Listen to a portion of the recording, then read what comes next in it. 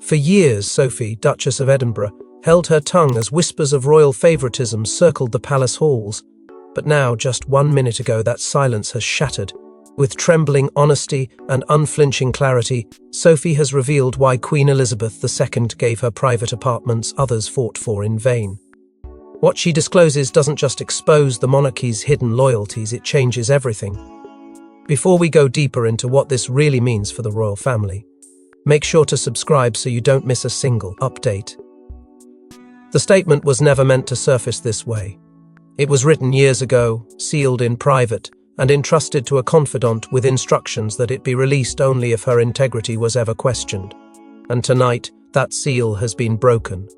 In calm, deliberate words, Sophie confirms what palace insiders have speculated about in hushed tones. The apartments were not granted out of protocol, nor as a reward for rank. They were entrusted to her by a queen who saw in her something rare, something unwavering. Those apartments had long been the subject of quiet competition. Camilla's advisors had once explored refurbishment plans under the assumption that they would fall naturally into her orbit. Princess Anne, steadfast and tireless, had every reason to believe loyalty would secure her claim. Yet the Queen chose Sophie. Not because she was the loudest voice in the room, not because she maneuvered, but because, as Sophie now reveals, the decision was deeply, profoundly personal. She speaks not with triumph, but with gravity. She recalls evenings when the Queen felt the weight of history pressing against her shoulders, moments when public composure concealed private exhaustion. It was during those silent hours, Sophie says, that their bond strengthened not through grand declarations, but through shared understanding. She describes conversations that stretched beyond duty, beyond politics, into something almost maternal. The Queen did not seek flattery, she sought steadiness. And Sophie was steady. Years of speculation dissolve under the clarity of her words. This was never about convenience or hierarchy, it was about trust, a trust forged during times of emotional vulnerability, when the monarch faced loss, uncertainty, and the quiet fear of legacy slipping through uncertain hands. Sophie hints that the Queen once confided her deepest concern that the crown might survive institutionally but fracture spiritually. And in that confession, something shifted. The apartments became more than living quarters. They became a symbol of continuity. Her voice, though composed, carries tremors of memory. She acknowledges the resentment the decision sparked, the sidelong glances at formal gatherings, the subtle shifts in tone among those who believed they had been overlooked. She does not accuse, she does not defend. Instead, she states plainly that the Queen's choice was deliberate and final. It was her wish, she writes, and I accepted it with humility, not entitlement. Behind the scenes, staff members whisper that the revelation changes everything. It makes sense now, one insider reportedly murmured, though none dare speak publicly. Because if Sophie was entrusted with something so personal, then the implications reach far beyond square footage and keys. They suggest a confidence that transcended rank, a quiet elevation that unsettles established hierarchies. And yet, as the shockwaves ripple outward, Sophie makes one thing clear: the apartments were never a prize. They were a responsibility. A sanctuary meant not for power, but for protection. Protection of memory, protection of intention, protection of a queen's final, unspoken fears.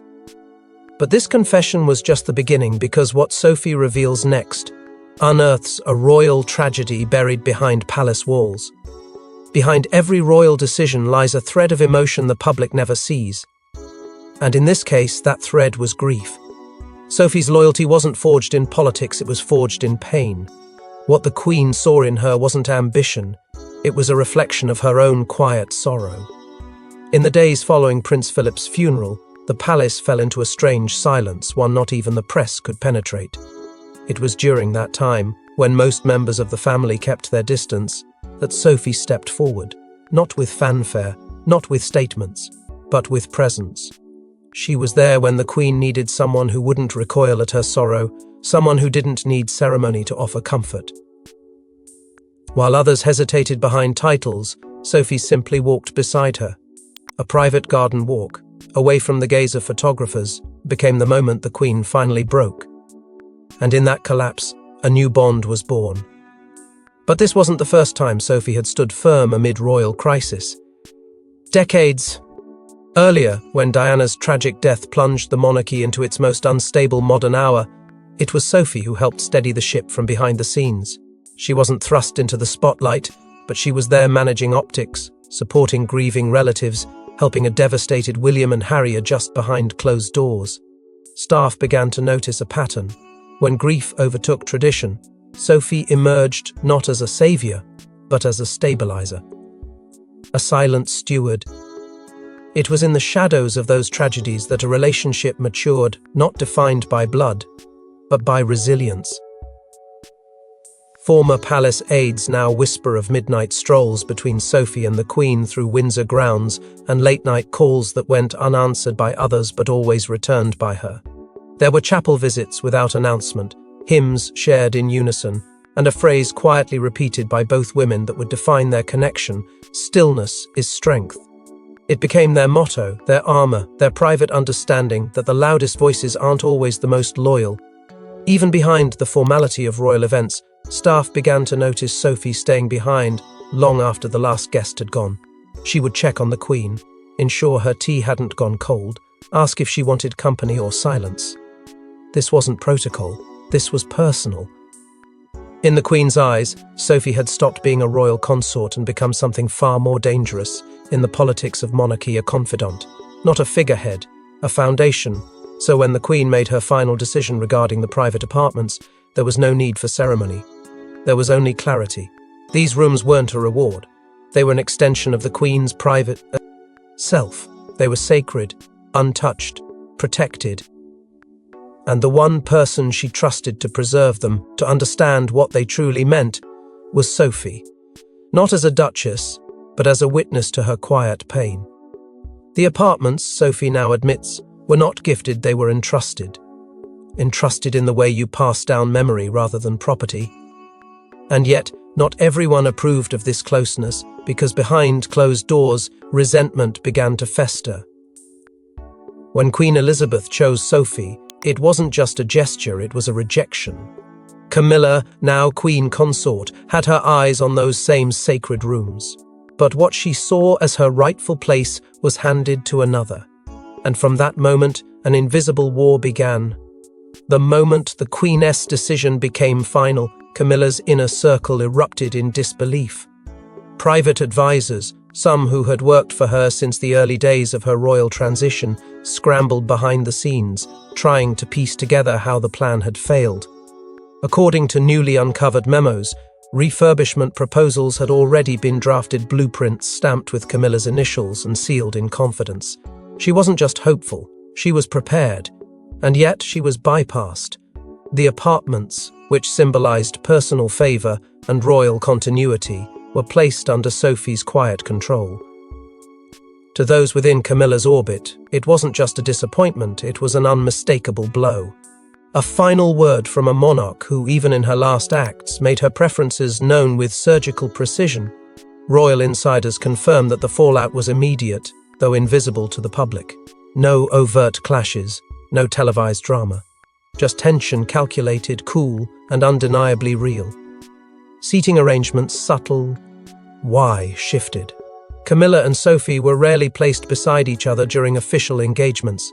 Shared duties became separate, and in those moments where tradition demanded unity, it was the distance between them that screamed the loudest. Staff who once handled joint appearances now received separate briefs. Every move choreographed to minimize contact. The frost between them was not born of personality, but of placement. Sophie had been placed where Camilla believed she belonged. What stunned many within the royal walls was not the decision itself, but how personal it felt. According to one palace aide, Camilla privately referred to the Queen's choice as the final insult, a phrase that carried the weight of decades. Some believe it was the Queen's quiet answer to years of complicated emotion. Others see it as her way of preserving a version of the crown untouched by controversy. Either way, the consequences were seismic. A long-serving confidant revealed that in a rare, unguarded moment, Camilla whispered through clenched teeth, "She thinks she's the Queen's daughter." That sentence, half accusation, half confession, spoke volumes. This wasn't just about property. It was about place in the Queen's heart. The bitterness didn't explode, it seeped, slowly, deliberately, through half-smiles at public events, through carefully chosen words in speeches, through the subtle withdrawal of support for initiatives previously shared. Behind closed doors, allies of Camilla began quietly redefining her royal image, emphasizing her new role as queen consort, brushing over the past, reshaping the future. Meanwhile, Sophie remained still, silent, present but not performative. She did not retaliate. She did not compete. And in that silence she held the upper hand. Those sacred apartments, though never openly discussed, became the quiet symbol of an unspoken battle. A reminder that legacy is not always handed to those with titles, it's given to those who have earned it in the shadows. And while Camilla rose in name, Sophie rose in memory, in loyalty, in something that couldn't be touched by ceremony or crown. But Camilla wasn't the only one blindsided because someone else believed. Those apartments were meant for her, and she wouldn't stay quiet for long. If anyone was the Queen's rock, it was Princess Anne, the only daughter, the tireless royal, the one who never flinched, never failed. So when she was bypassed for Sophie, it wasn't just puzzling, it was a deep, personal wound she's never fully addressed. Until now, for more than 5 decades, Princess Anne stood as the monarchy's unshakable pillar. She carried out more royal engagements than any other member of the family, year after year, without complaint or fanfare. She never demanded spotlight, never chased favor, she simply served. So when word reached her that the Queen had assigned the private apartments, the ones so steeped in personal meaning, not to her but to Sophie, it sent tremors through Anne's world. To those closest to her, it wasn't the physical space that hurt, it was the message. After all she had given, how could her own mother entrust something so intimate to someone else? Few remember that Anne herself had once lived in those very rooms during one of the darkest chapters in her personal life. A brief period when her first marriage was unraveling behind closed doors, and scandal threatened to engulf her. The Queen had offered her sanctuary there not as a monarch, but as a mother. It was where Anne had regrouped, where she had recalibrated her role in the family. For her, those apartments represented resilience, continuity, and above all, maternal protection. And now, that very space had been handed over to someone she considered an outsider to the bloodline. Sophie may have been family by marriage, but to Anne, the decision felt like an erasure of legacy. Privately, Anne had always expected the Queen to keep it in the bloodline. That was the unspoken rule tradition above all else. But the Queen broke it, and she broke it without explanation. Whispers within palace circles suggest that Anne never asked for justification.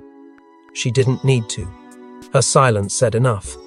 Insiders have revealed that her tone with Sophie shifted after the transfer, and minor but deliberate protocol adjustments began to surface. Anne would arrive late to joint appearances, seating arrangements subtly changed. What appeared insignificant to the public were, in royal terms, glaring signals of discontent. One former aide recalled overhearing Anne refer to the situation as not personal, just principle. But others disagree. One senior source confided, it wasn't about the rooms, it was about the bond. Anne felt Sophie had quietly usurped the Queen's emotional loyalty. That hurt more than anything. Behind the dutiful smiles, there was a slow, simmering resentment, one not fueled by malice but by betrayal. To Anne's inner circle, the Queen's choice seemed irrational, emotional, not royal, a deviation from the stoic discipline the monarchy had relied on for generations. But the Queen had always governed both as sovereign and mother. And in this case, she had chosen the one who had stood by her in the shadows, not the one who stood beside her in ceremony.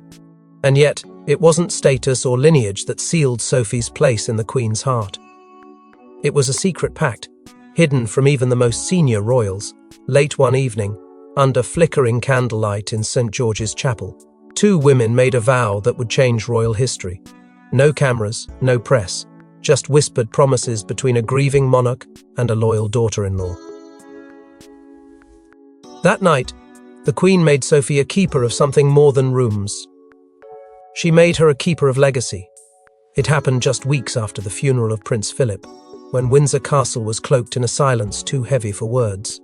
The Queen, rarely one for emotional displays, had been withdrawn even from her most trusted inner circle. But on that night she summoned Sophie. No aides, no fanfare.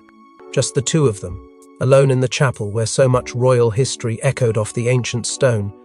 Witnesses only, two unnamed chapel staff, say Sophie emerged with red eyes but steady hands, and something else. A small sealed box, tightly clasped under her arm, the contents of which have remained a mystery to this day. From that moment forward, everything changed. The Queen returned to the castle with a different kind of calm, not healed, but resolved. Aides reported she moved with intent, briefing private legal counsel and requesting documentation to be expedited. That very night, the formal paperwork to transfer the apartments into Sophie's stewardship was drafted. It was not a bureaucratic transaction. It was a spiritual handover. A ceremonial passing of guardianship, not of brick and mortar, but of memory, of trust, of the quiet corners of a monarch's soul. A palace insider, who later leaked fragments of the night's events, claimed to have overheard the Queen whisper something chilling and cryptic to Sophie before they exited the chapel.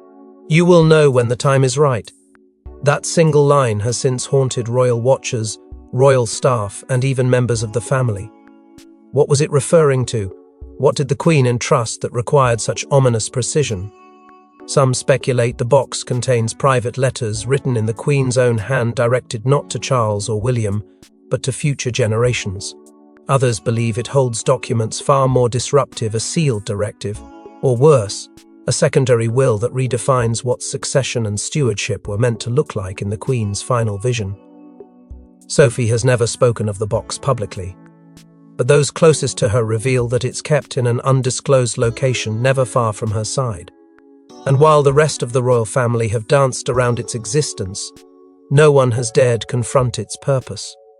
Until now, when Sophie's statement to the press hinted at the moment that changed everything, not in words, but in spirit. The Queen didn't give her apartments. She gave her a mission, to protect not just a home, but a heart. The heart of a monarch who ruled longer than any before her, and perhaps knew her final words would matter more than any public address ever could. But what was in that box? And why has Sophie never spoken of it until now? The Queen didn't just leave a legacy, she left instructions specific, confidential, and shockingly personal. And now for tea. The first time Sophie confirms that what she was given wasn't just property, it was responsibility. And it may shake the monarchy's foundation to its core. In her quiet but piercing statement, Sophie finally acknowledged what many had long suspected. The sealed box handed to her in St. George's Chapel wasn't ceremonial. It contained a private directive from the Queen herself, written in her own hand and meant to be opened only if certain conditions were met. Those conditions, according to sources close to the matter, were not clearly defined but implied to be tied to a fracture in the monarchy's moral core, a moment when the crown, as the Queen feared, might lose its compass. Sophie's words carried weight. It was never mine to open, it was mine to guard. As a daughter, not just a duchess, the implications of such a directive have set royal legal circles ablaze. Experts now argue that this so-called instruction could meet the threshold of an alternative will, one not designed to replace the monarchy's legal frameworks, but to influence its moral direction. Insiders claim the document contains references to key properties, including the stewardship of Windsor, and most shockingly, the future roles of Catherine and other select members of the next generation. If true, this document is not merely symbolic, it's strategic. And the Queen, in her final years, may have been crafting a future she believed could outlive the noise of politics and survive the weight of scandal. Perhaps the most devastating revelation comes in the form of one rumoured clause, one that disinherits unnamed senior members of the royal family from receiving personal effects or symbolic assets. While no names have been confirmed, speculation is rampant. The phrase used in the directive, according to a leaked excerpt, reads chillingly, "For those who wear the crown but betray its soul, nothing shall be passed." That line alone has triggered panic among certain royal camps, especially as whispers emerge that Camilla's legal team has begun exploring the directive's validity behind closed doors. Though Sophie has not released the directive's full contents, She hinted that it contains explicit sentiments about duty, silence, and betrayal. She referenced one line from the Queen that struck her deeply: "Protect not the institution, but the intention." That line, according to those within her circle, has become Sophie's guiding principle. She has held the directive close, protected it like one would a child's final letter from a mother, not for leverage, for legacy. The mere existence of this directive has already started to unravel long-held assumptions. Meetings once routine have become tense. Alliances once assumed secure now tremble under the weight of suspicion. And as speculation grows, so does fear that the Queen's final words may contradict everything the public was led to believe about succession, loyalty, and the future of the monarchy itself. And while the directive's contents remain hidden for now, the fallout has already begun shaking royal alliances behind the scenes. When secrets threaten to explode, the future monarchs do not sit idle. Prince William and Princess Catherine have quietly thrown their full support behind Sophie, forming a new axis of royal power that could redefine the House of Windsor forever. The shift began almost immediately after whispers of the Queen's private directive surfaced. While others scrambled to assess damage or protect position, Catherine made a calculated move. The morning after Sophie's statement reached the press, she requested a private meeting. No press release followed, no official photograph, but insiders confirmed that the visit lasted hours. When Catherine left, those close to the situation say something had changed, not in tone but in alignment. The message was subtle yet unmistakable: Sophie would not stand alone. William, ever strategic, understood the implications faster than most. If the Queen had entrusted Sophie with something so profound, distancing from her would signal doubt. Supporting her would signal continuity. Within weeks, Sophie's presence on select royal tours quietly increased. She appeared more frequently beside William and Catherine during engagements once reserved for senior-ranking members. It wasn't flamboyant. It was deliberate. A recalibration of optics. A statement without words. Sources now reveal that in the fragile weeks following the Queen's passing, an unofficial council formed behind closed doors.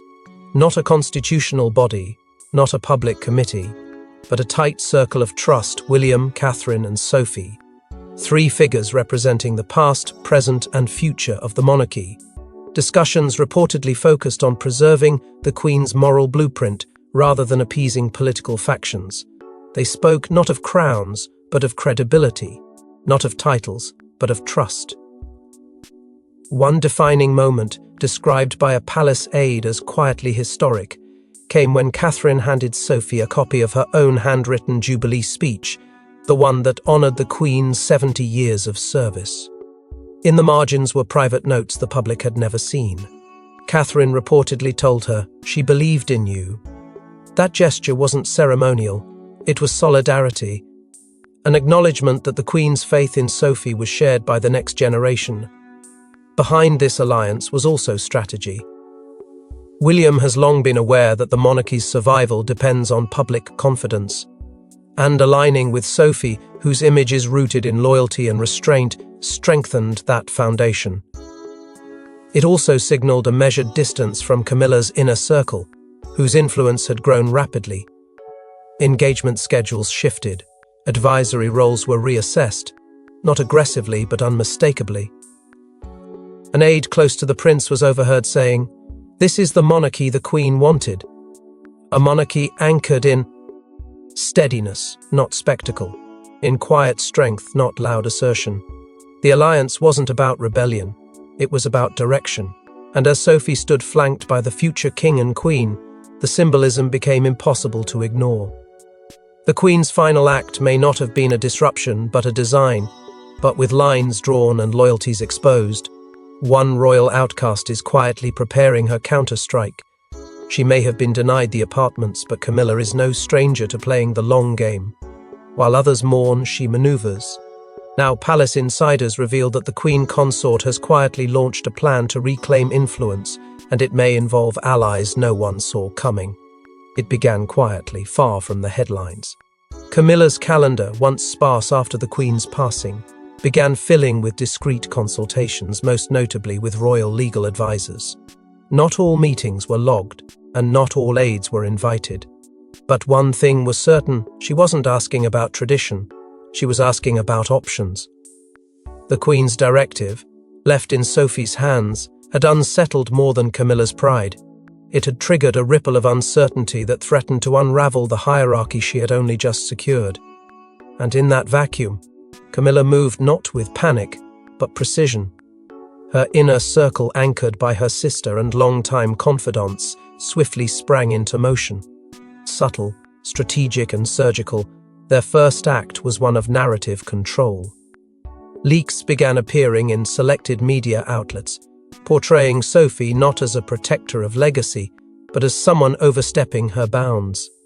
Quiet character studies, op-eds from unnamed palace insiders, and whispers of impropriety all emerged within days of other. Coincidence? Unlikely. Camilla's strategy wasn't confrontation, it was corrosion, undermining Sophie not with direct attacks, but with seeds of doubt. Then came the most shocking development.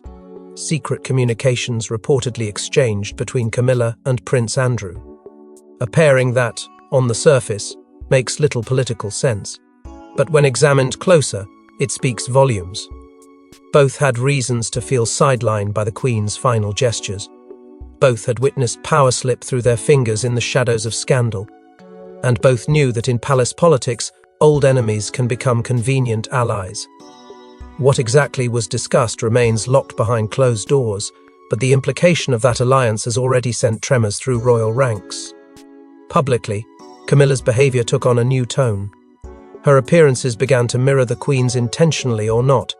From wardrobe choices to mannerisms during official ceremonies, those who knew the late monarch best couldn't ignore the symbolism. Was it homage or calculated mimicry? Some saw it as a reclaiming of presence.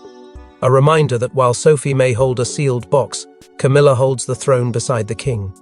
And then came the chilling comment, reportedly uttered to a trusted aide after a royal engagement. "The Queen is gone. We must protect the crown our way." It was not a plea. It was a line in the sand. For now, Camilla remains composed, smiling before cameras and applauding next to Charles. But beneath the calm exterior, a strategic offensive has begun. Not of armies, but of influence. Not of confrontation, but control. She's building a case, reshaping perception, rewriting the balance step by step, whisper by whisper. But just as the palace descends into quiet chaos, Sophie's final move turns speculation into certainty, and it leaves the entire monarchy stunned. In one breathtaking moment, Sophie silences every critic, not with words, but with action. What she unveils isn't just a tribute to Queen Elizabeth, it's a gift to the monarchy that may secure its future. And when the final curtain lifts, even her harshest rivals are forced to reckon with her unshakable grace. It happened behind closed doors, but the impact of that moment would ripple far beyond the palace walls. In a private family gathering, as tension reached its peak and whispers of division hung heavy in the air, Sophie stood with the Queen's sealed box in her hands. The box that had fueled rumours, sparked legal consultations, and ignited silent warfare.